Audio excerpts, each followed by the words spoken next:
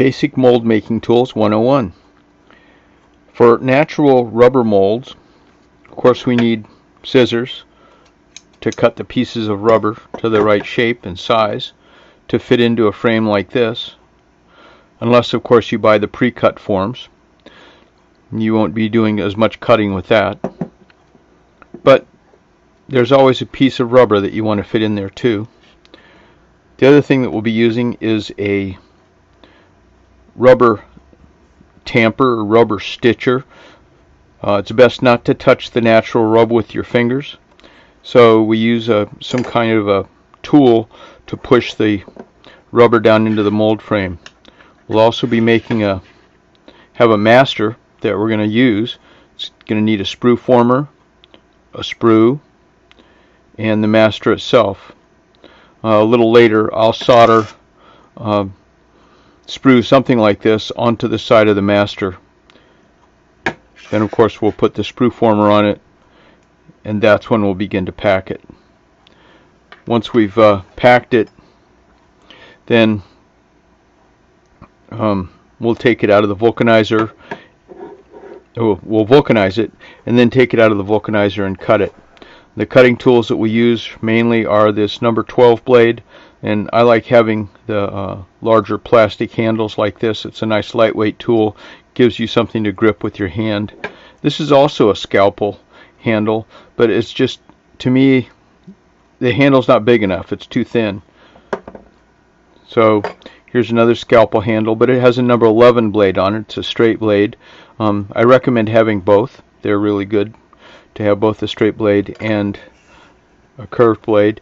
And then also you can take the number 11 blades and grind away the back of the blade using a Mizzy heatless wheel and a pumice wheel. And then I take them over to my polishing area, and I use a hard felt wheel to put a little bit extra edge, and also to be able to reuse these blades. These blades will get dull through continued use. That includes the 12s and the 11s. So if you want to touch them back up, then I use a hard felt wheel to do that with. Here's a box of the number 12 surgical blades as they come from Rio. It's 100 of them in a box, and they offer a really good deal. Later I'll talk more about silicone tools.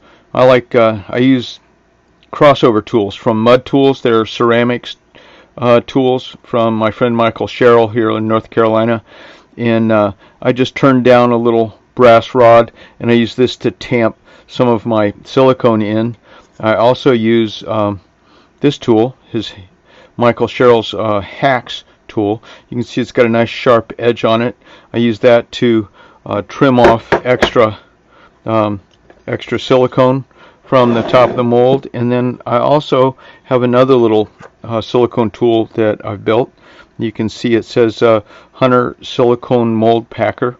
I copyrighted it in 2012, but I use this to pack the silicone into the mold and tamp things down a little bit better. Not that I don't like pushing it down with my fingers like I'm playing with clay, but I feel like I can be more effective and more focused and specific when I'm using a specific tamping tool.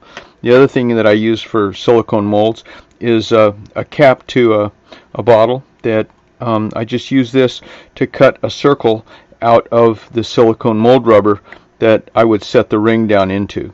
So you'll see all these tools in action later. Also, I keep a small spatula on hand in case I forget to spray the inside of the mold frame with Teflon and the silicone sticks to the mold frame. Of course, we use different mold frames for rubber than we do for silicone. So, oh yeah, here's another crossover tool from the pottery industry, ceramics industry. I use this for cutting out sections of the silicone mold so I can fit other parts into it. You'll see this tool in action later. And everybody needs a pair of tweezers. I've gone back and I've tuned these tweezers so that the tips match perfectly and they're nice and flat, so that if I'm cutting something, if I'm cutting a mold, then I can reach into the mold, grab it with the tweezers, pull it out, and slice it off with the blade, so I can get very specific in my cutting. And